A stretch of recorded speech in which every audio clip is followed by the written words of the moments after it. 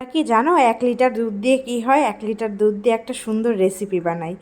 1 litre দুধটাকে সুন্দর করে জাল দিয়ে একটু ভিনিগারের মাধ্যমে, ভিনিগারের সাথে একটু জল মিশিয়ে দুধটাকে ফাটিয়ে নিয়ে এত সুন্দর একটা ছানা তৈরি করে, ছানাটাকে সুন্দর করে জল ছেঁকে ঠান্ডা করে এখন ছানাটাকে আমরা এখন মেখে দিব।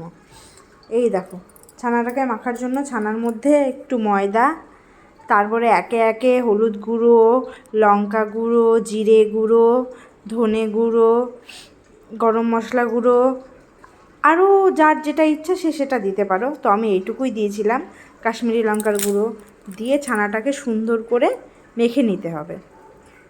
হাতের সাহায্যে সুন্দর করে চেপে চেপে মাখতে হবে। শেষে 1 চামচ ঘি দিয়ে আবারও মাখতে হবে। মাখাটা যখন স্মুথলি হয়ে যাবে তখন হাতের মাধ্যমে একটু ছোট ছোট করে লেচি কেটে কোপ্তার আকারে আমরা গড়ে নেব। সেটা তোমরা যে কোনো শেপ দিতে পারো। তো আমি ন্যাচারালি শেপ দিতে একদম পারি না, তো নর্মালি শেপ দিয়েছিলাম আর কি। এই দেখো, এইভাবে শেপ দিয়ে তেল গরম করে কড়াইয়ের মধ্যে একে একে ছেড়ে দাও। ছেড়ে দিয়ে হালকা ব্রাউন হওয়া পর্যন্ত অপেক্ষা করে তারপরে কোপ্তাগুলোকে উল্টে দাও। উল্টে দিয়ে একটা সুন্দর করে ব্রাউন কালার যখন চলে আসবে তখন কোপ্তাগুলোকে তেল থেকে তুলে নিতে হবে। এই সময় মনে রাখবে গ্যাসের ফ্লেমটা কিন্তু একদম লোতে করা যাবে না, লো টু মিডিয়ামে রাখতে হবে, নাহলে কোপ্তাগুলো পুড়ে যাবে আর ভেতর থেকে একদম কাঁচা থাকবে।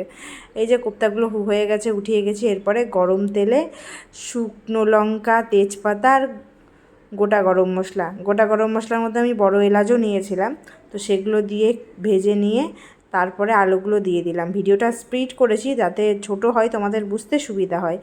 আলুগুলো একটু ভেজে নেওয়ার পরে একটু লবণও দিয়ে দিলাম। লবণ দেওয়ার পরে এখানে দিয়েছিলাম টমেটো কুচি। টমেটোটা একদম অল্প দিবা, বড় সাইজের টমেটো হলে টমেটো কেটে অর্ধেকটা দিবা, কারণ বেশি টমেটো দিলে তরকারির টেস্টটা চেঞ্জ হয়ে যাবে। এরপরে গুঁড়ো মশলা, হলুদ, লবণ, জিরা গুঁড়ো, ধনে গুঁড়ো, শুকনো লঙ্কার গুঁড়ো দিয়ে দিলাম। একটা জলে গুলে দিবা, কারণ ডাইরেক্ট যদি তুমি মশলাগুলোকে দিতে যাও তাহলে পুড়ে যাওয়ার একটা চান্সেস থাকে, তাই জন্য আমি জলে গুলে দিয়েছিলাম। এই যে মশলাগুলো আগে কষিয়ে নিয়েছি, তারপরে অ্যাড করেছি আদা বাটা আর কাঁচা লঙ্কা বাটা। কেন বলো তো? কারণ আদা বাটার সেন্টটা যাতে তরকারিটাতে খুব সুন্দরভাবে অ্যাড হয়, নিরামিষ তরকারি তো। তারপরে পরিমাণ মতো জল দিয়ে দিলাম। এরকমভাবে নিরামিষ তরকারি বানিয়ে নিলে কিন্তু নিরামিষের দিনে কোনো প্রবলেমই থাকবে না। ঝোলটা যখন খুব সুন্দর করে ফুটে উঠবে আরও স্বাদ মতো একটু নুন অ্যাড করব। নুনটা কিন্তু একবারে দিবে না, বারে বারে দেওয়ার চেষ্টা করবে। আমি তারপরে কোপ্তাগুলো দিয়ে দিলাম। কোপ্তা দেওয়ার পরে বেশিক্ষণ না ফুটিয়ে গরম মশলা আর ভাজা জিরের গুঁড়োও দিয়ে দিলাম।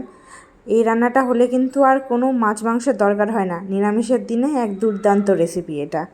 তারপরে একটু 1/2 চামচ ঘি অ্যাড করলাম। এই দেখো ফাইনাল লুক। কেমন লাগছে একটু জানিয়ে কমেন্ট করে।